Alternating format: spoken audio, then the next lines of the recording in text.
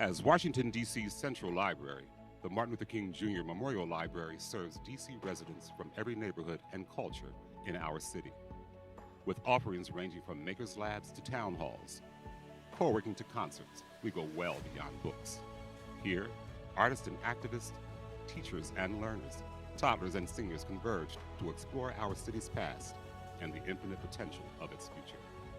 Because the MLK Library is not only a place to be quiet, it is a place to be heard, to be understood.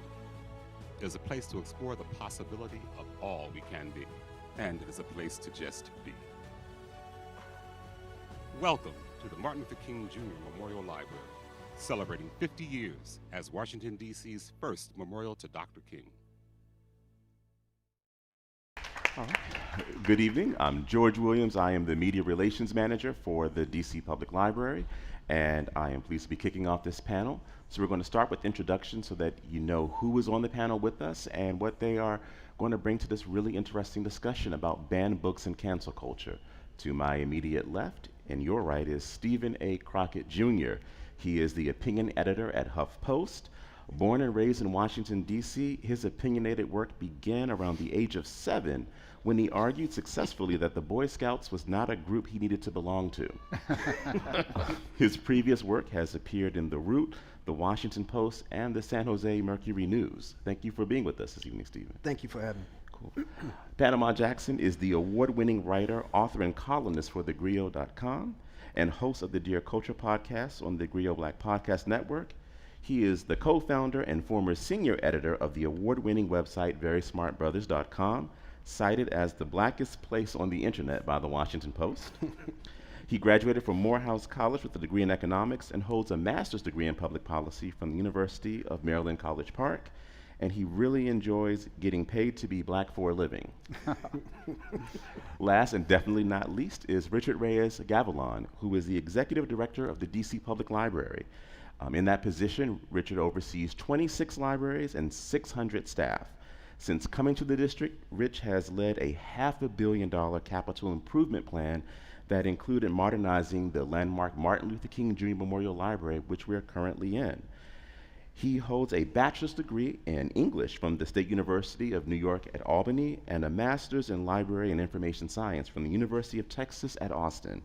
The son of Cuban immigrants, Rich lives in Washington, D.C. with his wife and 2 children. Thank you both also for being here with us. So we're going to start by sort of laying out what the intention is going to be for this event and then breaking it into sort of 3 little segments.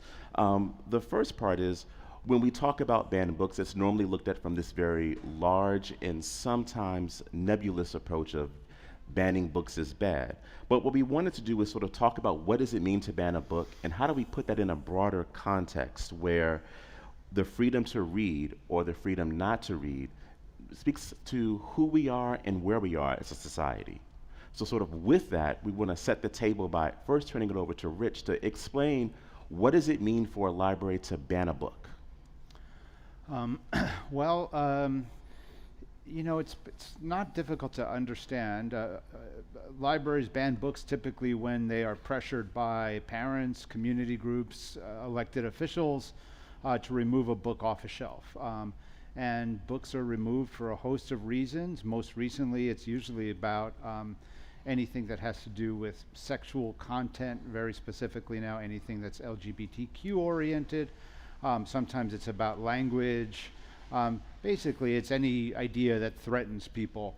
And mercifully, in cities like Washington, D.C. and other urban areas, the threat to challenge books or ban them isn't what we see from my colleagues in Middle America and other parts of the country. One quick follow-up before I open it up. What's the difference between a library banning a book and a library deciding not to just carry a book in its collection? Well, I guess it's a semantic thing. Book challenges are, it's a parent comes to you and says, hey, I think this book doesn't belong on the shelves because it's got, you know, pictures of naked people or something like that. You know, that's your right to say a book doesn't belong on the shelf.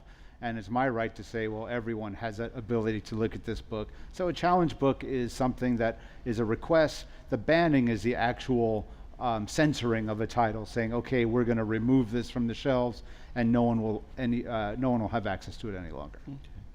So with that in mind, I'm going to open it up and just ask the big question that I've talked to you each about, but does it actually work?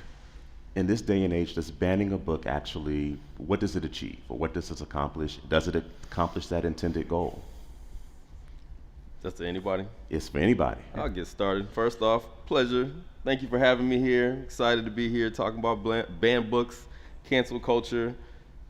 It's part of our bag. Steven and I argue about this stuff for years when we were at the Root together, and you know, we all have friends who have books that have been banned. So here's the thing, and we had a conversation about this. I don't actually think this stuff works.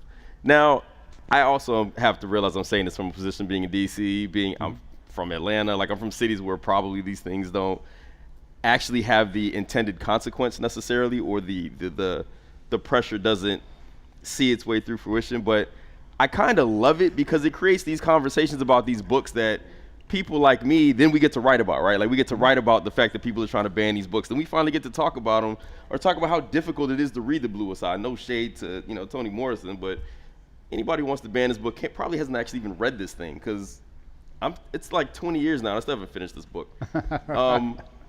So I like the cultural conversation that it creates that further highlights these culture wars that we have, because like a lot of people, like critical race theory, right? Like everybody's like, oh, it's a term that nobody really knows what it means. Nobody arguing for why we need to get rid of anything that speaks to race or anything has truly any idea what they're talking about. But what it does, it gives those of us on the other side of the table, the other side of the aisle, the opportunity to discuss it ad nauseum and create these larger, brilliant conversations around this art that people like my friend Dara here, they get to write about, and Steven writes about frequently. I tend to write about Black Joy now, so I don't really delve in that world anymore. But I just like I like that. It sucks that people try to ban books. Don't get me wrong. I think that's terrible. I just don't know that the people that are banning those books were ever going to read them to begin with. So I feel like it creates a larger conversation for us to even be sitting up here talking about this stuff now. I think sort of one of the issues that is troubling to me with this is that I'm against it as a list. I'm against the idea of putting books on a list. And the reason for that, saying these books are bad, right? And the reason for that is you're now limiting the exposure that people can have to them, and you're associating a book based on your interpretation of that book, and you're faulting people for reading it. You're now putting it, give you an example, right? So what was the one, the Love You Hate or something like, what was it? It was The Hate You Give? The Hate You Give. The Hate You Give. This has been deemed a anti-police book and then put on the banned book list because of it. Now you can simply say, we don't want that kind of literature in our house. We've not read it. We have no association to it. We don't know if it's actually that. But because it is on a list and given a title, now you can completely condemn it for whatever it is. Books are powerful. Books are powerful stuff. I sit here today only because my mother, who was an English teacher in the District of Columbia Public Schools, because they were severely underfunded, had to purchase books on her own. And so she would have 20, 30 copies of the same book in our house in the summer when she'd have to clean out her room. And at 13, I picked up The Outsiders because my mother was teaching it to her class of 7th graders, and I read it, and it sparked something inside of me. It was the first book that I connected with. It was the first book that sort of spoke to how I felt in society. It was the first book that I read on my own without a teacher's instruction or a parent's instruction. But more importantly, it's what made me want to be a writer. I wanted to try to do that to someone else. I've got 4 tattoos on me as I sit here, right? One is breathe, because I have anxiety issues, so I try to remind myself to breathe. The other is my children's birthday, which are both on the back of my elbow, but the idea of putting them there was that if I touch them at the same time, I'm sort of giving myself a hug, right?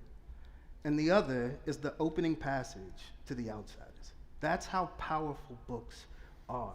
So I'm against the idea of any of it. I don't want us to start shelving things, whether it's metaphorically, whether it's like, oh, we're just putting together a list, because what you're doing now is limiting the expansion that a child has to grow outside of themselves. I've never grown up in a motorcycle gang of kids, sort of hodgepodge, whatever, but I connected with something in that book, right? And there's a reason for that. And so I worry that when we put books on list and we take them away from people, put them out of the community just in a list, even if it's not necessarily that they're not carrying it, what we're doing is starting the snowball that potentially can become an avalanche. Women's rights weren't taken immediately. That wasn't something that was discussed immediately. What they discussed was whether or not a child was an actual child and a fetus and where that life begins and this sort of thing. Where are we now? Right? So I'm leery of all of it. I'm very cautious of all of it, and that's why. That's deep. One of the things that that I wanted to sort of pitch into the group, which is now particularly with you both being more still writers, but more digital writers in terms of a lot of your things are web first. And it got me thinking about the broader context. With the idea of banning a book and the access of information on the internet, does the idea of protecting people from an idea, is that really something that can be achievable? I'm leading the question, but what are your opinions about banning a book in this era where information is so available in so many ways? I mean, some people will look at the bright side and see this as like a wonderful marketing opportunity for books that are banned. Great example from 100 years ago, James Joyce's Ulysses was famously banned in most countries outside of France for over a decade, and it became the hottest sort of black market book that, to your point, when somebody opened it, they said, like, what the hell is this? Right. And why is it banned? Show me, because I can't understand it. And fast forward now to 2022, the idea of actually banning somebody, considering what you've got on your phone or what you've got on a computer, is next to impossible. My friends, you guys may have heard at the Brooklyn Public Library, my old stomping grounds, they've just introduced a program called Books Unbanned. And it's basically a QR code that they're handing out to people all over the country in places where books have been banned. Say, scan this QR code, and this will take you to free access to all these books that somebody doesn't want you to read. And frankly, most of these kids may not have read that book had they not have been told that they shouldn't be reading that book, and now, of course, they want it. So, I'm really maybe stretching, but looking at the bright side of all this. That's kind of where I am with this, right? Like, it's this whole idea that, especially nowadays, NWA, one of the greatest rap groups of all time, one of the most ridiculous, indefensible rap groups of all time, literally became sensations because the FBI and everybody was like, you can't listen to this. All of a sudden, all the very young people who hate being told what they can and cannot do, and everybody's buying it. Million sellers, most ridiculous lyrics of all time in some of these songs. But you know what? They get no radio play, they get no videos, they get none of that stuff, and everybody starts to pay attention to them because people tell them not to. So perhaps I'm a silver lining kind of person, tend to be kind of optimistic in general, but I view, especially in a digital age, you tell me I can't find something, well, it's right there on my phone. My children play with iPads all day long. I have to start finding things. My little kid started use profanity the other day because he found something on YouTube. And I was like, how did you even get here? He found it by accident. So imagine if I know what to look for, and then I'm able to go find this thing because somebody told me not to. So I tend to be like, I'm with Stephen entirely. I do hate the idea of these things being placed on a list because for some people that will equate to them never having access to it if there are things put in place to keep them from it. But if I'm a child, if I'm young enough to be rebellious and to have an opinion that's forming that obviously, look, I got little kids and they already like push back on me. I might try to go find out that thing that you told me I can't do anyway. So I try to look at it all from that end, like George Johnson is going to be here and his book, is on these lists. Well, all of a sudden we get to write about why this book is important. And the people that are going to read it are paying attention to the people like us writing about why this book is important if they're not aware of it already. So I think nowadays it's just really hard. I think the banned book thing it's more of a theory. It's an idea. It's a political ideology that can snowball and turn into other things. But I also don't know if it achieves its purpose. And that's a good thing. But it just creates all these conversations like this. And I can't view that as a bad thing because I'm glad that we're talking about books that I know and love that impact me, that I hope will impact my children in a positive way because not only am I there to shepherd them through the ideas that are in there, like I'm not afraid of what's in it. You know what I mean? So two things really quickly. One is I'm glad you brought up NWA. Because They never get brought up enough in conversations about banned books. Gotta We say. don't talk about them in the We library. do not don't- talk we don't about give them NWA enough. enough in the library. we don't give them their space. But when NWA came out, I think I was in like 7th grade. My sister's boyfriend, PJ, and I walked to Prince George's Plaza Mall, where he had to purchase a copy of the cassette tape for me. When I got home, I couldn't listen to it on the regular boombox, so I had to play it on a Walkman.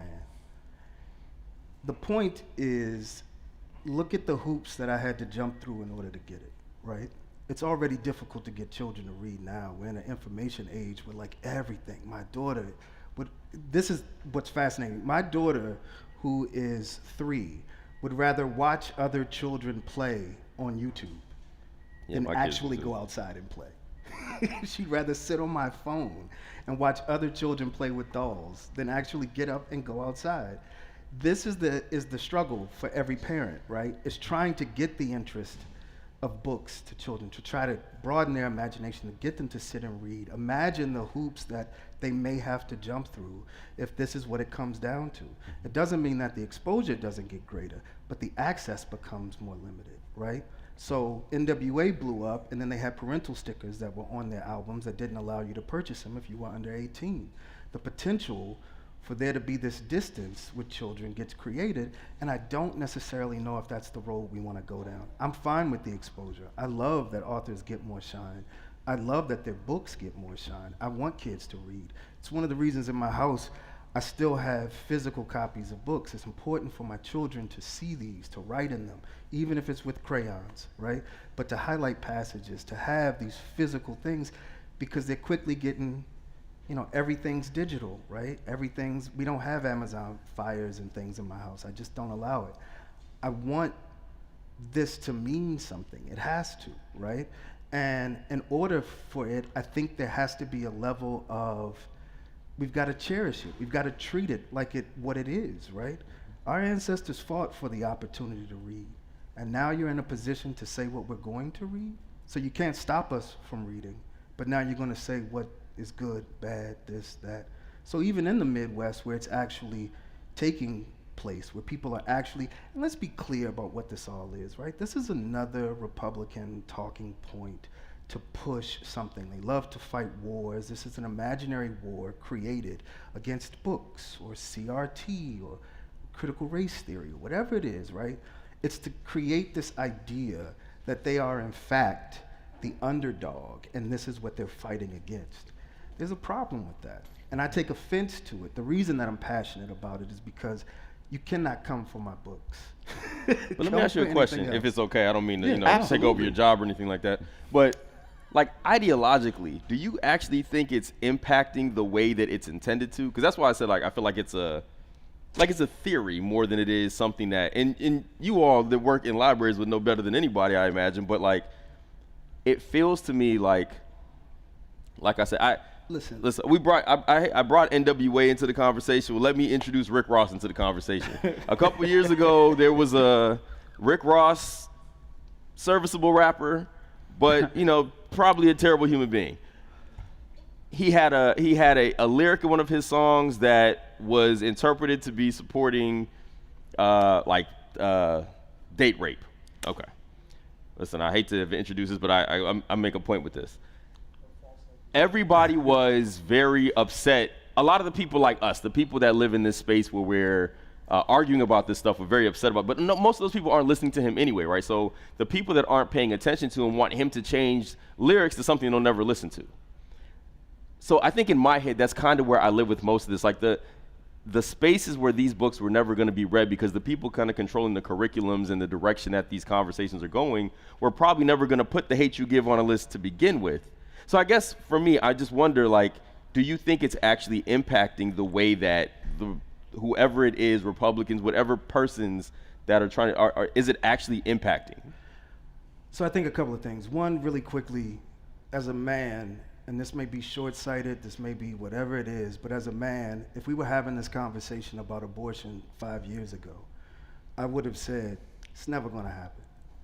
They're never going to ban abortion. abortion. Women will never have trouble having access to abortion. That's how short-sighted it was for me. Okay, that's right? fair. The assumption was that women will always have access to their own bodies, their own health care to make decisions that work for them. Here we are, right? And so the worry for me is that while I don't know whether it's effective or not, I am leery of anyone trying to create or do things that limit the access. Let me tell you something. That's fair. This was my first library experience, right? I went to Bunker Hill Elementary School. I competed in something at the time called like the National History Day Fair or something, and I made it to like some regional thing, and it was here, right? We got to come here, and they got to judge everything, and so this was my first experience with books and stuff. This is nostalgic. This means something, right? I grew up here. This is where I was born and raised. So all of this has to serve some purpose. If not, what are we doing, right? Like if you're not pushing for the greater good, if you're not standing on something, if you're not demanding something, for me, I don't want to give an inch. I don't want to give an inch. Keep my books off your list. I don't care what the end result is. I'm tired of the game. I'm tired of the process, right? So granted, the hate you give may not be on a book list. I can guarantee you the Outsiders would have been, and it's one that's on many banned book lists. That's fair, yeah. It's nothing overtly, crazy in this book, but it's on banned book list. The other part was, this was the first place, libraries for me, it was the first place where I could actually do a transaction as a kid that didn't involve money. It was the first place where I could hand you a library card and walk out with something tangible. And it wasn't an exchange, it was the first place that actually trusted me. And as a black boy who grew up making all of his corner store purchases behind bulletproof glass, it's gotta mean something, right? I would come in here and be able to give you my library card and walk out with 3 books and nobody said anything. You just trust that I'm gonna bring them back. Where does that come from? I didn't grow up with that. All of my transactions were done this way. Go to a go-go and you search before you even get in. They take everything out of your pockets. Women that have underwire bras have to lift them up and do all of this stuff, and then you pay $20 to get in. So the transactional aspect of that means something, right? The care in that means something. I'm just gonna stand on it. I don't want anything to do with a banned connection to anything. Anything that limits freedoms. Yeah. Something you just touched on that I want to bring Rich into, which is, because we're in DC, we don't ban books, and we alluded to it a little bit, that is not the reality for libraries across the country. From your view, in terms of executive director for DC and talking with some of your colleagues across the country, what is that climate looking like?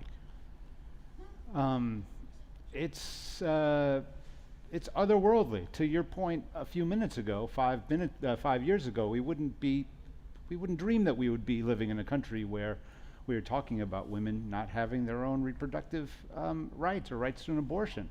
And the fact that I've got colleagues around the country who are being threatened, they themselves are being threatened with violence, or their jobs are being threatened.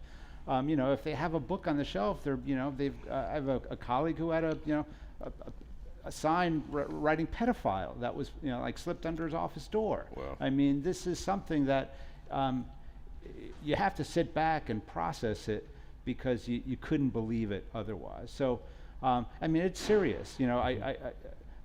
While it's great that we've got workarounds with digital access to things, the fact is that it is just one step further towards totalitarianism, and it's something that we all need to be thinking about and talking about, regardless of whether you're in the most liberal city in the country or somewhere else. Yeah. I know we have a. What does the pedophile thing have to do with abortion? Does that mean that he was taking advantage of young children that would want to have an abortion? What was that connection there? The pedophile thing under the door? They're two separate thoughts. Jumped. Yeah. All right. So, but the security issue is what you were talking about. Like he might have been a pedophile, and they're letting him know. Hey, we know. Is that what you're saying? Why would they put that under his door? I have a question that's a little back on topic. So I want to play a little bit of devil's advocate. So like, what if the books weren't banned? So it sounds like you guys are all parents. So what happens? Because I read a YA book just in August for a book club, and it was not all boys are blue, which is fine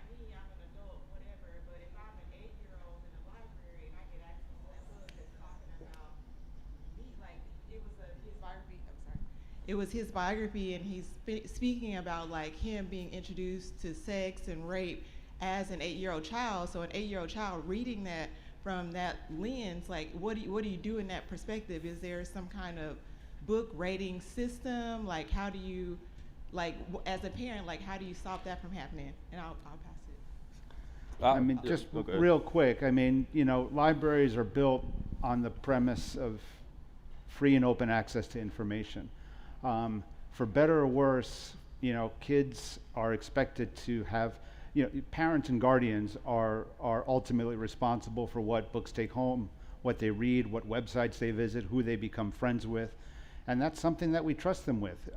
Once libraries or other institutions become responsible for policing what people read or labeling things as this might not be appropriate for you, but it could be appropriate for someone else. And I know it works in movies, right? There's like the system, but I mean, from just a practicality perspective, libraries have, you know, we are barrier free. No one's paying $5 to get in here to go to see anything.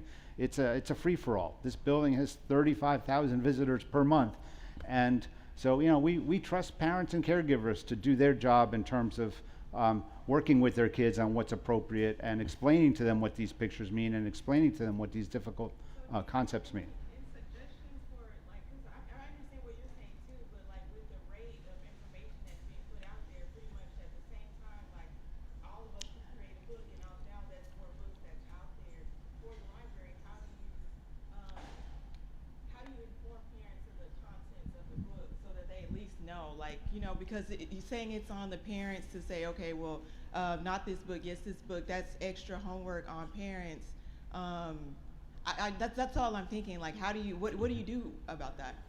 You know, we'll put a pause in that, and I'll put it back to George, because I mean, that's a whole, we could have a whole discussion on Yeah, on responsibility I around want to what move kids into should be the reading. cancellation culture part, but what I will suggest, being neither a parent nor a librarian, is that is actually one of the biggest resources you have in any library is the librarian.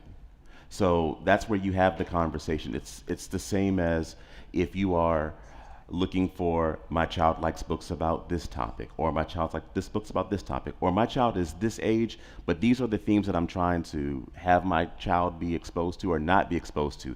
That librarian is your subject matter expert, and they are here at locations in DC and around the country that can help connect you and your child with the book that would be whatever that fit is that you're looking for, in theory. Now, it could be different for different libraries, but that's generally one of the things.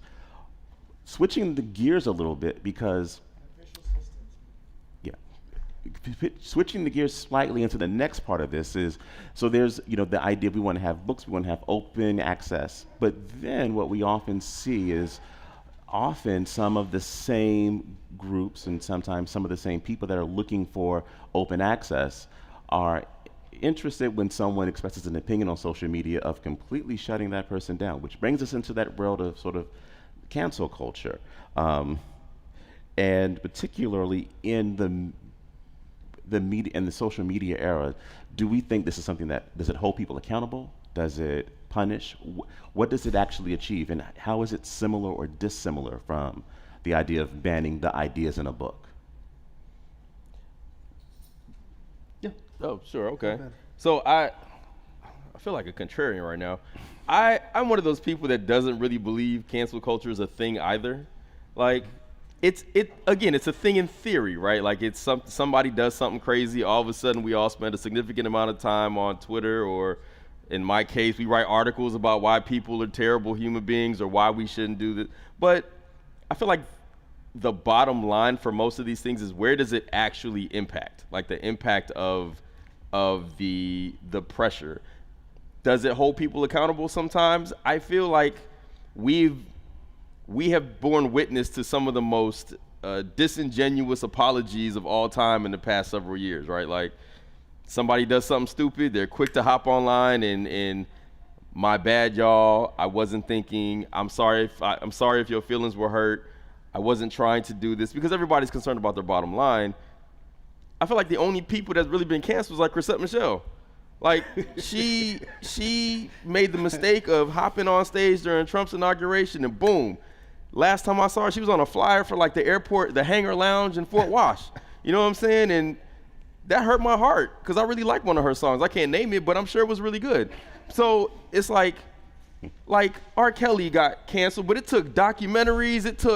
He just got convicted of something. You know what I'm saying? Like, it took all of this to get there. I guess Bill Cosby too, but look at the depths of the things they had to do to genuinely get out of there. You know what I'm saying? So I'm always like we've been trying to cancel Kanye for like a decade, and now he's fighting with Adidas and Gap, and they're all billionaires arguing about stuff at this point.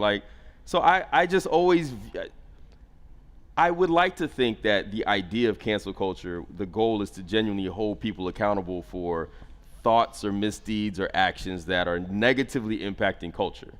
I don't actually think it has that impact because so many people are on the other side of that divide. Like, you want to cancel him, somebody else is over here, because it's all a social media fight anyway. You have just as many people applying pressure, being like, y'all are crazy for trying to cancel this person. He done nothing but provide me wonderful shoes.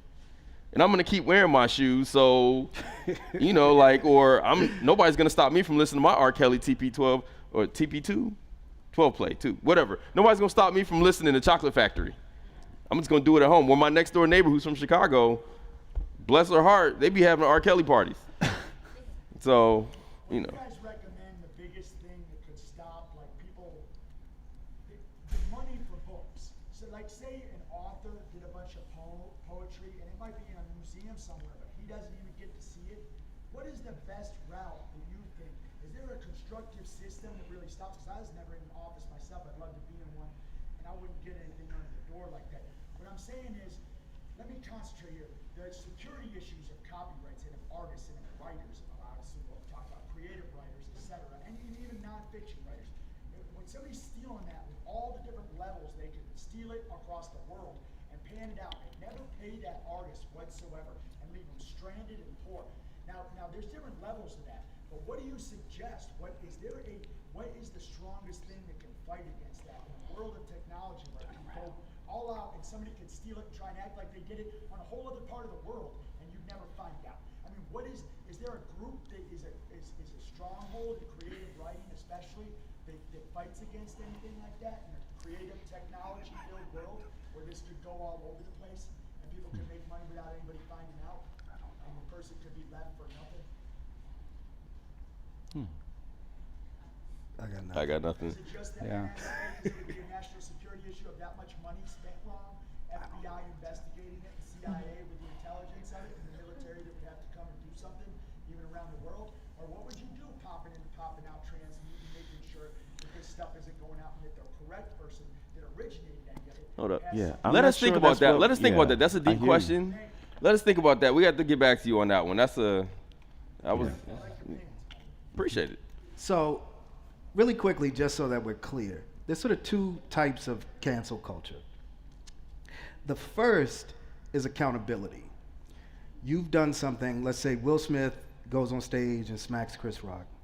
He is then held accountable for that action. And the accountability factor that's included in that is he's going to lose jobs, okay? People are not going to want to be around him because that behavior was toxic. And so we'll start to hear that there's been a loss of jobs and income and that sort of thing. The second, and the one that I think gets confused with the first, is the vindictive cancel culture, where George does something to me, and then I have control over the library's funding, and I decide that I'm no longer going to give the library the funding that they need to continue to survive because I don't get along with George. That's a completely different thing, and the two get mixed up a lot when we talk about cancel culture. Accountability versus vindictiveness, right? So this idea of cancel culture has always existed. Accountability for the first has always existed. You have to be held accountable for your actions. What if you've done, sorry to interrupt, if I'm thinking of third kind, I think of Colin Kaepernick. Right.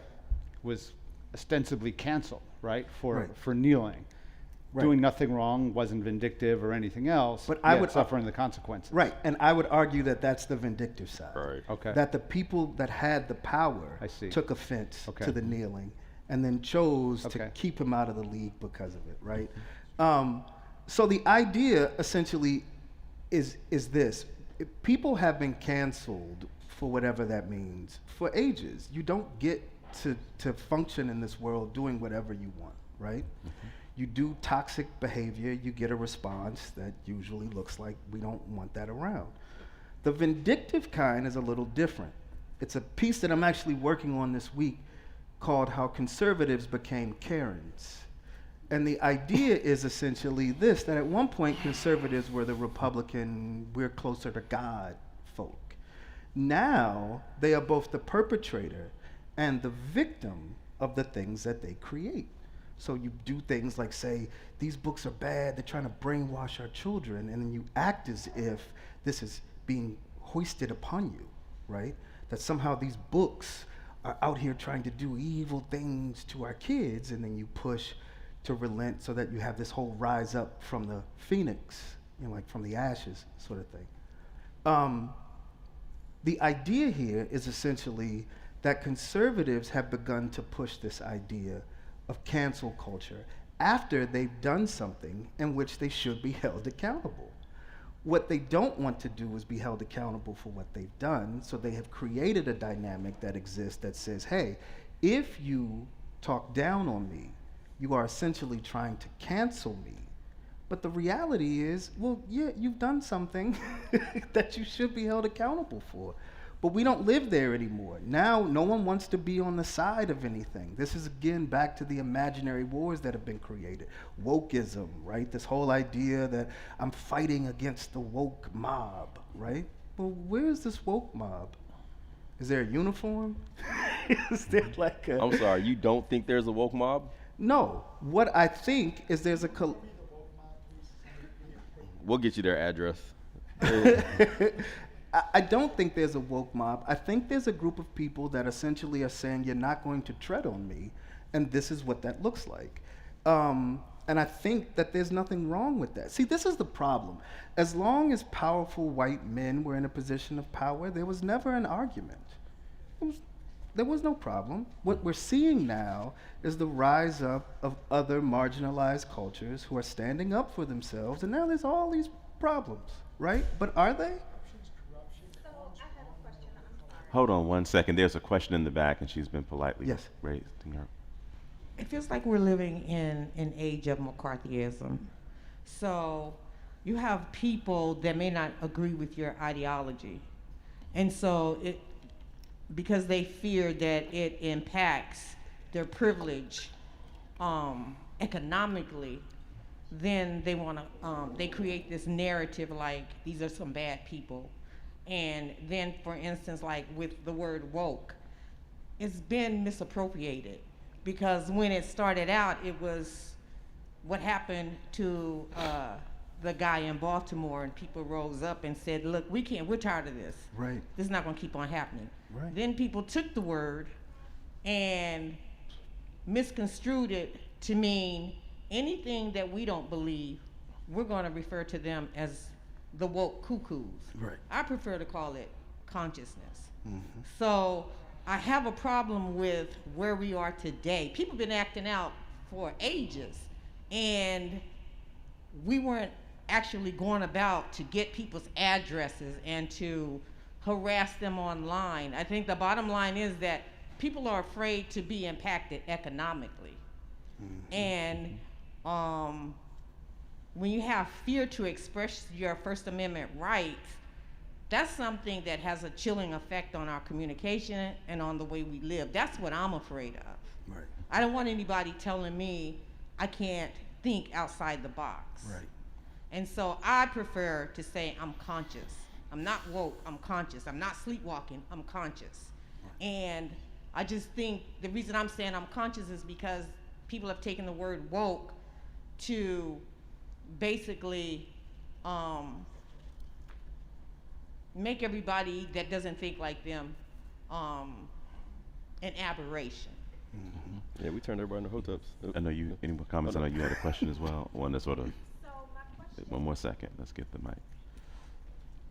My question was, do you all think that there is a connection? There have been a series actually of articles that have come out about how Christianity is dying, and that within the next 20 to 30 years, you know, Christians will be in the majority, and you know, some of the other popular religions or not will be the majority of people in the United States.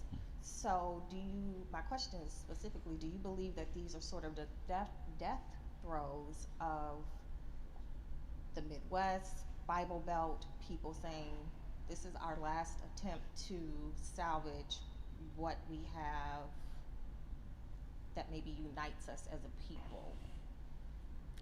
I mean, I do. I mean, it's the culture wars that we're all arguing, talking. And let me add something right quick too.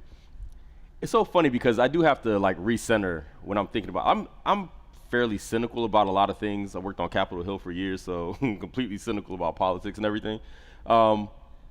It's funny when I think woke mob, I think Dr. Umar. I think those folks, the hidden colors. I think that realm of. Have y'all seen Boomerang? Most people here seen Boomerang? Okay.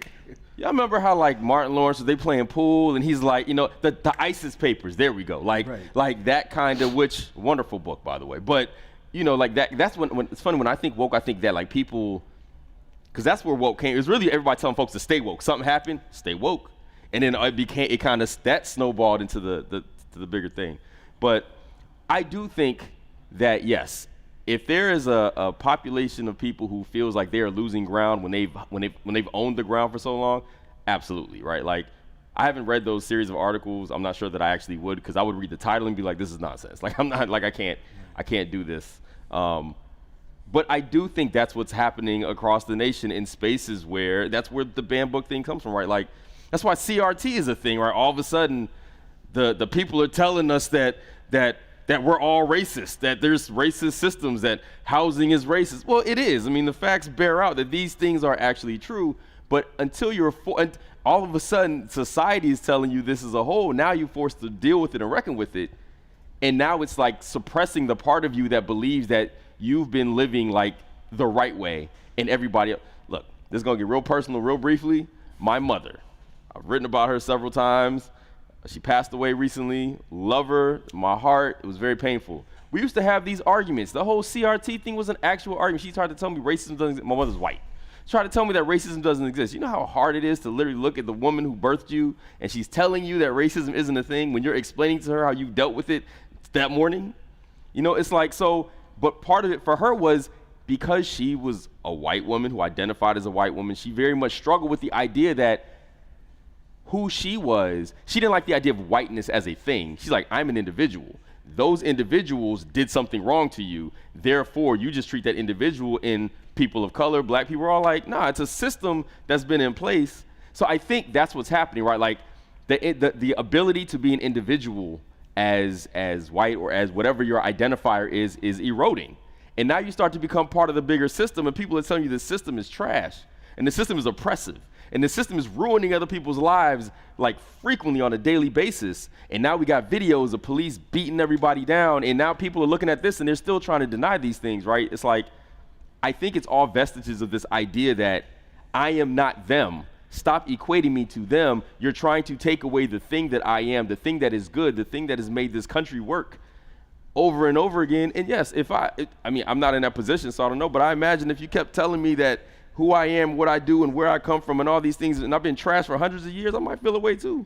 And I might start writing articles like, y'all are taking my identity. Christianity's gonna be gone pretty soon, just like the rest of this country's gonna be colored by 2050, right? Christianity's up and rising again. Guidance and protection are huge. It's not just forgive people consistently and let them sin all over the place. You can forgive, they need to be redeemed, they need to earn it, they can do it Facts. in prison. There's guidance and protection within Christianity too, and it is coming up. And there needs to be a greater amount of that good morality that goes across the board and stops any kind of terrible racism that has love within it, but also a guidance and protection that is very real within the writing world too. It's admitted. What, did you want to say something? No. Okay. You know, so we're coming in like on the 10-minute mark, and there's this big question. So we're going to sort of figure it out together. Okay. One of the things that you talked about earlier, we talked about if banning a book doesn't necessarily work because people will still have access to that book or that idea from a variety of ways. And And if wait, hold on. All right. This is We should qualify that. Well, I mean, within- it within- does work in some it's certain, ways, it's for certain, sure. absolutely. I'm the one that thinks it doesn't work. And it, well, no, get to the whole question. Okay, Let me sorry. get to the whole question. And if canceling doesn't exactly stop people, except for these extreme examples, neither of these things sort of ultimately achieve that broader thing that they're hoping to do. What is the way that people who legitimately may disagree, I think to the point that you raised, who is a parent who may be legitimately concerned about content in a book for their kid, or content that someone else has said, to disagree? How do we, because ultimately if what we're saying is we want to open the free exchange of ideas and the freedom to read, attached to that is the freedom to dissent. What is the healthy way for dissension? I mean, you know, when you're a minor, you don't have the rights that adults do, so you've got to listen to your parents, right? If my mom didn't want me reading a book at the library, well, my dad would have, you know, he probably would have taken his belt if he'd seen me bring home something that they really disagreed with. So, you know, at the core of it, if we're talking children, and a lot of the books that are talking about now are really books that are written for adolescents or children. Ultimately, the responsibility is that of the guardian. I mean, there's no way around it. You know, and if we're talking just books for adults that have been banned, that's a different conversation. I mean, you know, you have agency. You can choose not to read something, and that's really the strongest power you have, is to leave it alone. And it's an amazing power. I've not read so many books by choice. It's been incredibly fulfilling. So it's, you know, it's not that difficult. You know, it's funny to me. I don't know the percentage of children that read today, but I just feel like it's almost like we're trying to get the moderate Democrat, right? This child, this mythical child that's going to pick up this crazy book that has all this stuff in it. I'm like, yo, the child's reading a book? That's dope. Like, that child went and picked up that book on his own, even because it's got crazy stuff in it, but he's reading it? That's awesome. He's not in his video game, he's not on TV, he's not on YouTube. This is what he's doing. So I think that's a thing in and of itself, right? But I also think that, like, I think that we just have to be leery of what we're protecting children from sometimes, right? Children have pretty vivid imaginations. They're also pretty responsible in some regards, right? But I do know that parents who are involved in their children's lives can prevent whatever it is they want that's in their home. I know that. I know when I was growing up, we couldn't play with guns. There was no water guns. There were no guns that shoot bubbles. There was nothing. And until I was like 13 or 14, I didn't have a play gun. My mom didn't play that, like it wasn't in the house. So I think the idea that we need to parent these children, these like parentless children who are getting these crazy books is a little blown out of proportion, right? I think that I trust people to care for their children in the best way they deem possible. And I think that these books are done pretty well in keeping them out of the hands. There's always been risque books throughout at least my time. There's always been books that children shouldn't have their hands on. I remember in our house, it was The Joy of Sex. Like no kids could touch that book. It was a big deal, right? But it was in our house. It was still on the bookshelf. We just weren't allowed to touch it. I think there's that way, the way that has always worked. But I really don't think with the way that books are fighting to remain relevant in this, you know, sort of technological society, right?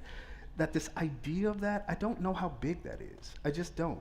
I don't know if I buy that there's all these kids racing to get their hands on when they've got HBO and Cinemax and the internet and all kinds of, you know what I mean? We're going to have to show him some statistics. Kids are reading. If you give kids books that they want, they will read. Fair enough. If you don't dictate what they should be reading, they will read. I like that. Especially if there's good options, they still do. Yeah. Mr. Jones? Jackson, excuse me. Yes, Jackson, please. Jackson. I don't remember exactly what the original question was. It was, what is a healthy way to dissent? Oh. Let me just dissent. Listen. The internet makes everything an argue zone, a space to argue with people. Now, I'm one of them people that be blocking people off my own page because I had to let the negativity go. So, but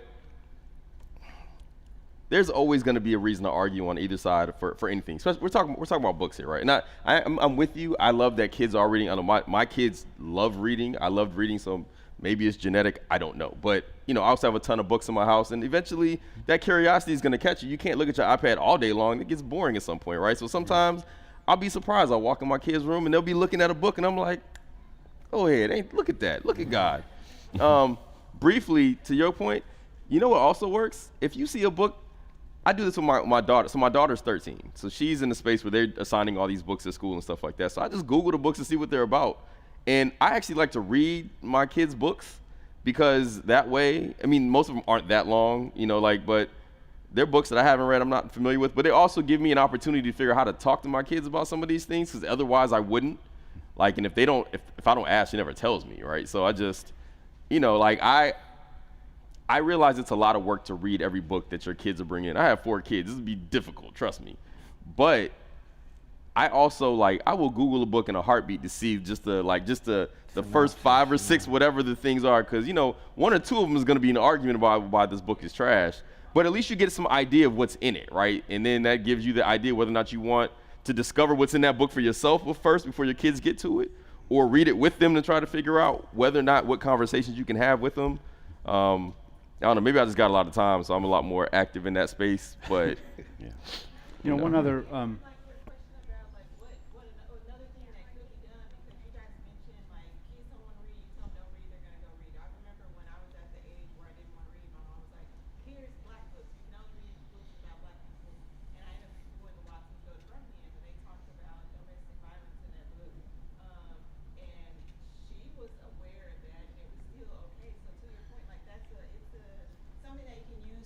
It's something that you can use for therapy or a talking point to connect to your kids, because a lot of times kids don't know how to talk about those subjects, and then you have that one kid that wrote about it, and now all their friends want to see what they wrote about, and they're like, oh, that's me too, and you have all these kids feeling this way, adult feelings that we don't talk to them about. So I think that a lot of these banned books, some of these topics that are up there talking on, they're things that kids need to talk about, but we're telling them it's too adult.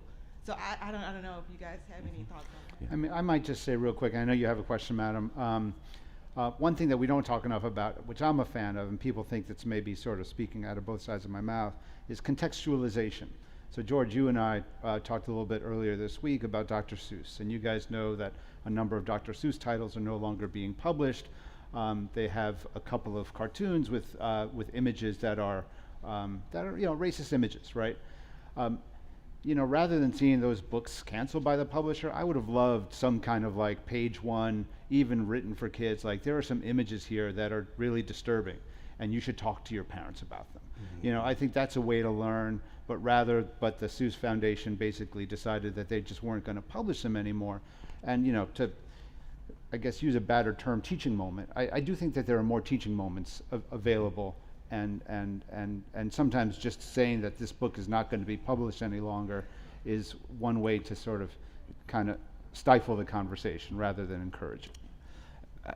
I feel like I'm about to stifle the conversation now because we are at the end of our time, but we want to thank everyone for joining us. The DC Public Library is hosting events all week related to banned books. You can, of course, talk to librarians when you're here. If you're watching us online, you can visit us at dclibrary.org/bannedbooks. And thank you again for being here. And thank you all.